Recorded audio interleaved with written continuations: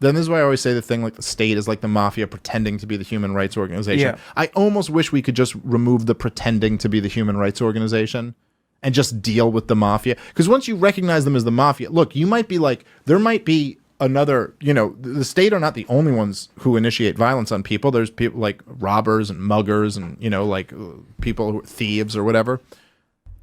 But if you work at a store and there's like, oh, there's a whole bunch of people like who break in at night and have been stealing lately, I don't have to do a lot of work to convince you that what they're doing is wrong.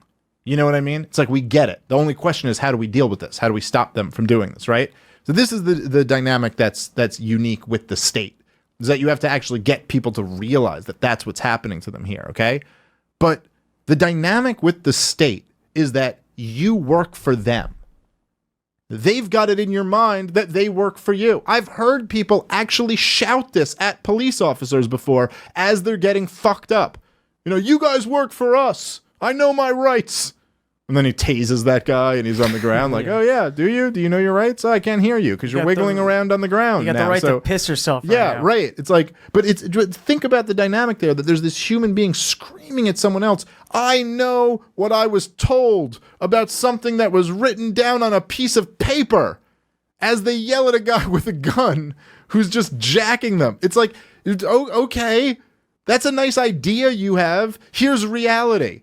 The dude with the gun who's not following that fucking thing that was written down on a paper. Turns out paper is not magical potions. It's not a spell. It's just what's written down, right? So, okay, you think that, here's the reality of the situation. You work for the state, quite literally.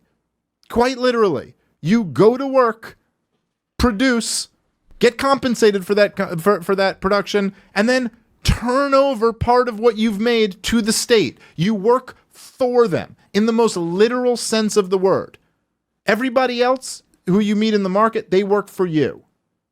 You go to the Apple store, they work for you. They work, they produce a phone, you buy it from them. Here's your money for what you've worked for me. You work for me. The state is the boss. You work for them. And this is like the slave mentality, the religion of the state. This is what everybody knows.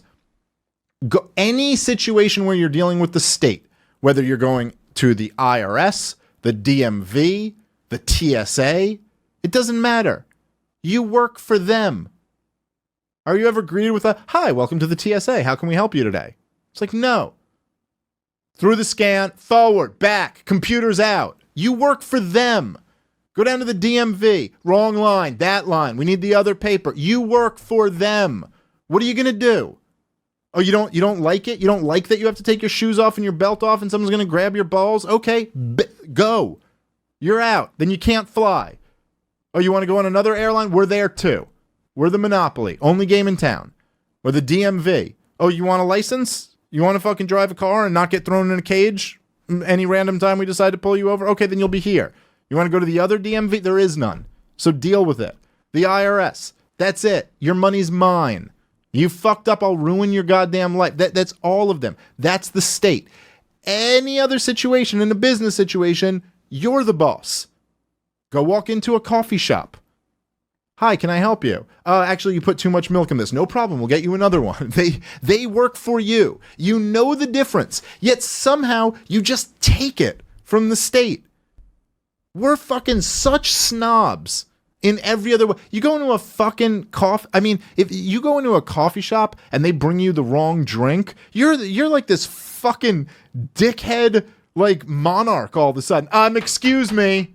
I ordered this is wrong. Have someone punished and correct this immediately. You know, like but all of us have that mentality. And somewhat justifiably. We're like, I'm the fucking boss here. I'm paying you. I'm paying you for a service. So get the service right. You know? Or a little fucking, you know, there's a little something off in your order, you fucking send it back. You deal with it, you know, like and you don't feel bad about doing it.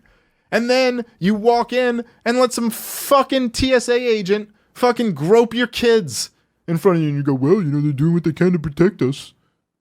I mean, you know, you gotta follow the rules.